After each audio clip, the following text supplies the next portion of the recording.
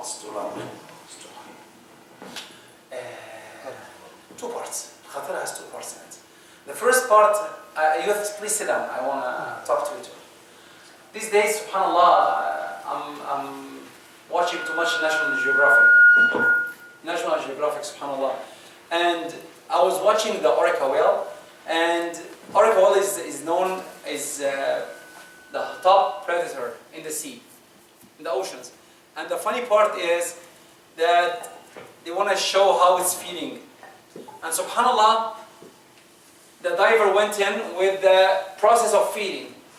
And the whale didn't even come close to it. Just passed by it, someone even touched it when it's moving. And the diver said one thing, that's the shahid about it, that we are not in their food chain. Other than that, we'll be killed. Immediately, because it's a whale. It was attacking a stingray, it's 2 meters long. And one bite, almost three-quarters of it is gone. Which is, Allah loves us in a way that Allah didn't put us in any food chain. I was in the backyard once and I saw it. There is a red thing in the backyard, it's red small things there. Thousands of them. Wallahi, I looked at them, you can just go down to see it. And imagine that they are all attacking a person. We'll be gone. SubhanAllah, that's a small khatara came to my head when I was looking at the National Geographic and the shahid about it. But I want to talk about something else. About how we should learn how to make a change in our lives. Especially the parents. If you do something, usually when we want to change our youth, definitely our youth, anywhere you see a problem in the youth, you need to talk to them.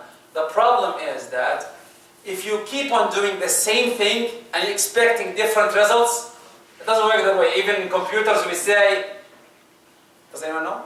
Garbage in, garbage out. Whatever you get in bad, it will come the same. If the input is the same, the output is the same. This is the same idea. If you do the same steps, don't predict that this will change. Nothing will change. But you have to change. You have to change the different input.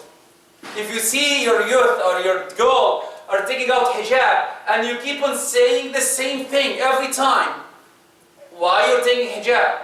Your boy is doing something wrong. Why you're doing this wrong? And you keep on using the same approach, nothing will change. He will respond the same way. What should you do? Always ask. Ask him sometimes, even ask the youth, what do you think?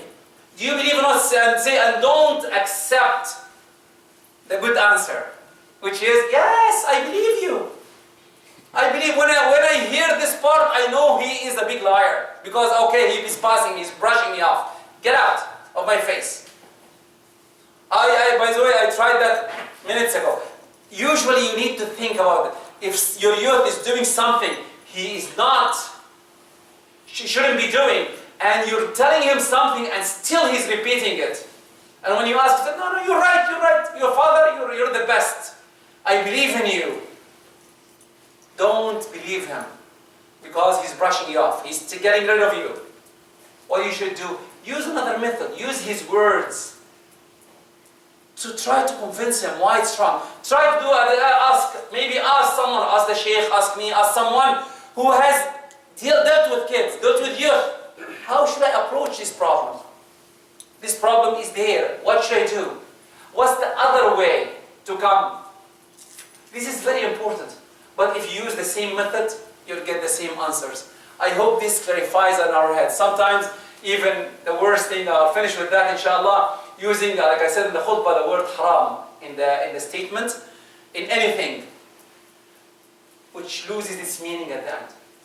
Now, if you want to use the word haram, you have to have a statement clearly why it's haram.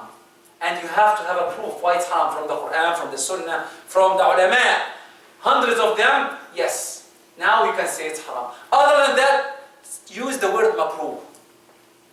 And the makruh, I don't know if you said it or someone else, I think I heard it from another sheikh, that the makruh, if you look at the makruh is like, okay, the haram is the big stones.